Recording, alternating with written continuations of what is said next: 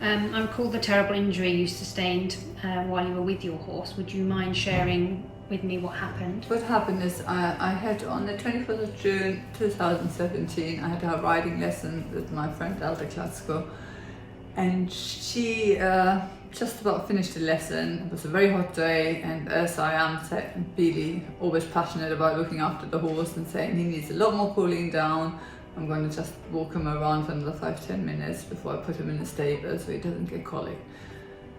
And then the next thing I remember, waking up at Southmead Hospital, and I've been in a coma for 17 days. When my friend then told me, she looked around and I was on the floor not breathing.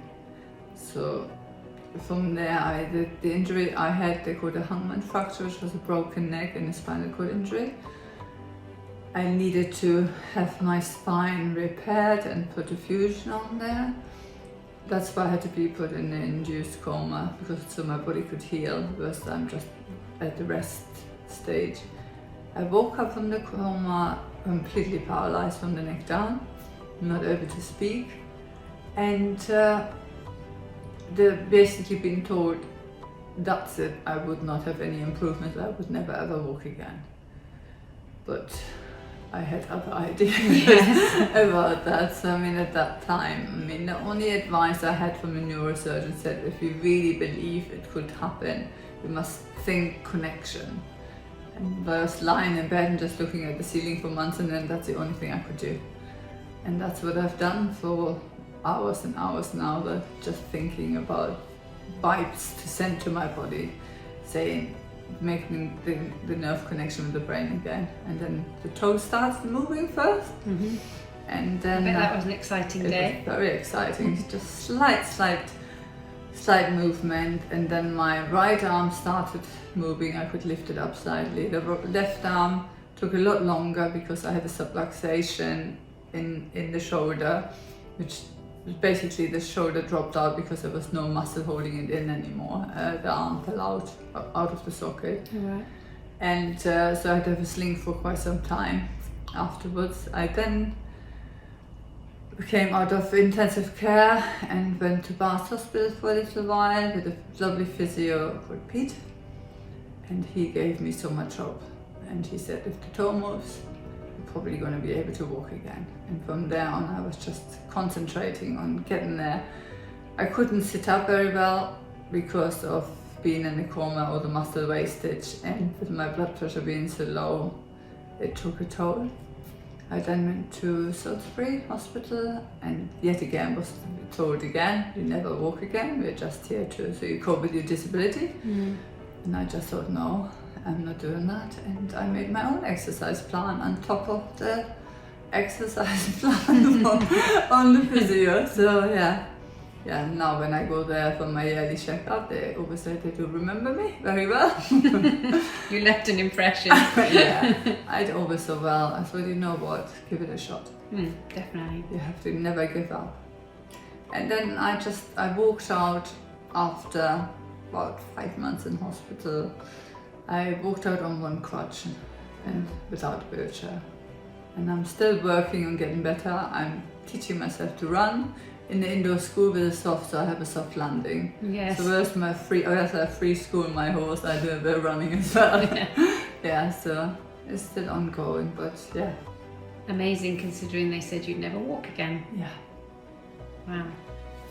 Wow. So you've told me a bit about what the process entailed, and obviously you said that you had fractured your neck, and also you said that you'd had a punctured lung, Yeah. pneumonia, all your ribs were cracked. Yeah, all that as well. So all that healing had to go on before you could even Before begin. they could wake me up again, yeah. And then even after that, there was a lot of stuff in my lungs. They had to put tubes down my lungs. And did you have to learn to talk again, or? I had to relearn how to talk again to get the muscles back. And then it just came back very quickly, but any other movement is basically having a computer, wiping it clean, and then you have to reset everything again. Mm. So with the walking, I had to learn how to do heel to toe, I'd done that in a hydro pool. I had extra session because I was able to lift myself in the pool by myself, so I could snatch a few extra sessions.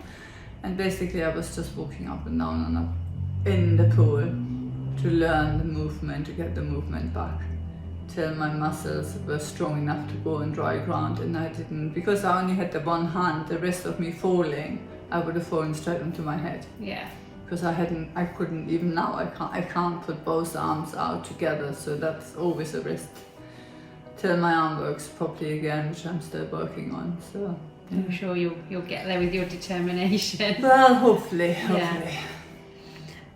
What would you advise others who have endured a similar experience? Never, obviously, I'm very critical of the doctor's opinion. Even when they've done absolutely, I've saved my life, I wouldn't be here sitting here talking to you. But just give it a go, give it a try, and they'll never ever give up. It's always something. I mean, push it as hard as you can till you can't push anymore. I would say just try and stay positive, and just take a day by the time. And I found it making a little notebook, seeing where you were, and then looking back a week or two later or months later, say, oh, I couldn't do that then, because you forget how little you could. Steps, yeah. So I found that's always a good thing. What positives have you taken from this experience? It's just enjoying life, really, and like getting older, celebrating the fact you're getting older. I made it. Some people aren't as lucky. They're not gonna make it to whatever age they reach, and just taking joy in, because as I found out that sunny summer day, I didn't come home.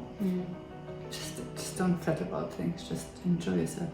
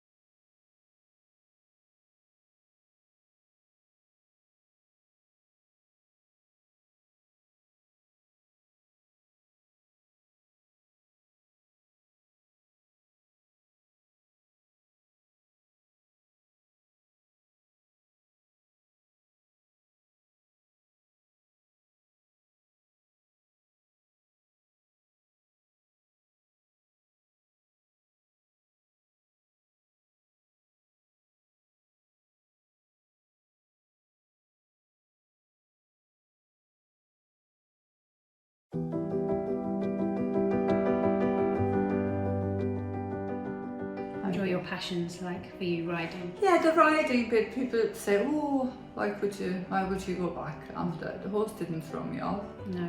It was a pure freak accident. The horse being poorly and couldn't hold himself, and we didn't know anything about it. Even I had all the checks done before. He had physio, he had the vet, he had the farrier, he had all the best treatment, and it's just what happens sometimes in life. And yeah, it's just sort of getting on with doing the things, and whoever says, don't, the horses gave me so much. I wouldn't be here without the horses. Afterwards, the work, I would have just stayed in. Were you able to go and visit the yard early on in your recovery? I did. As soon as I came home, I had to wear my collar as I was driving and as I was on the yard. And my friend picked me up, and I just went to the yard. I didn't have the horse at the time because my horse had to be put to sleep because of the problem he had. And he couldn't be riding with anyone ever again. So, and he was in pain. So he had to be put to sleep sadly. But my friends had 2 horses, 2 lovely black Trakehner mares, and I always adored them. So I just went and groomed them. And that was just putting the brush across them, just to get in that movement. That was really hard with my muscles, and and that's all I could do. They just stood there, and I went there a couple of times a week out of the house, and they had to bring me back because I didn't have my driving license back by that time. I had to wait till my collar comes up before I could have my driving license back. Yeah, and just going and doing that was something that you looked forward to. It did, and then it rolled into somebody on the yard. The previous yard I was at, she had a baby, and then she asked me if I would like to look after her horse. And I'd done a lot of rehab with horses in the past, so she had a tendon injury, and I just done a bit of in the end I ended up every day looking after the horse every day. And then that sort of taught me I'm ready to go and have my own purpose. horse. The riding I started on the mechanical horse. And that was at Balanced Rider. I don't know if you've ever heard about it in Southampton. They just have a really, really fancy electronic horse with loads and lots of sensors on. They do a complete printout, what muscles you're using, what balance you've got. So I'd done that, and that was all perfect. So I knew I was safe sitting on a horse. And so I just had a bit of hacking with my friend's horse. How was that the first time you got back on? It was lovely, but I knew the horse very well because I'd ridden her before I had my accident. I completely trusted her. Yeah, it was very big smiles all the way around. After all that time. It was, yeah. What are your hopes for the future in terms of riding? Riding, I've just done my first online competitions. Then I'm on para, which was alright, and then I sort of done a prelim. And I got a higher score than I had previously. I thought that was, because I had to relearn to ride again, and my instructor said maybe you relearn some of the folds you just didn't ride. Yeah, so I got 68% in the prelim, and I was really pleased about that. And that was with one really bad mistake. I actually repeated the movement, and then Speedy doesn't like poles, and we had to shorten the arena. And I don't know, he previously evented for 7 years, and he's very special sometimes. And I put cones out and I didn't go as near. So on the score sheet it said, didn't quite use the arena to the full length. So I lost a couple of points. So without that I would have even got over 70, so yeah. But amazing considering they said you'd never walk again, so... Yeah, no, it was good. Maybe you should send a video of you doing that to the doctors that said you'd never walk again. Yeah, no, they always look at me when I come in there. Oh, look at you now. I said, yeah. Yeah, exactly. Who would have thought so? No. I think they have to be, kept saying you don't want to put false hope, but sometimes you have to have there's false hope, putting up hope, and then there's crushing any kind of hope, isn't it? You have to have a good level.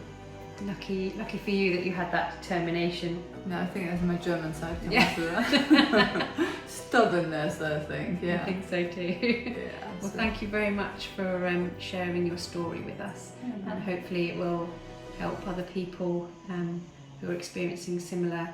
It's just positive. Stories. I mean, I always thought I wanted to put something on YouTube, a story about, because when I researched everything. And my boys, when I had the accident, they went online. It's all very negative, all very wheelchair Yeah. for the rest of your life, and no movement. There was no hope whatsoever. So I thought, well, Which is what we're hoping, is we can put that positive story Yeah. message out there. it's not to walk in the park. No, It's hard still work. hard. It's still hard to cope with it. It's still frustrating. But And you need a support network Yeah. as well.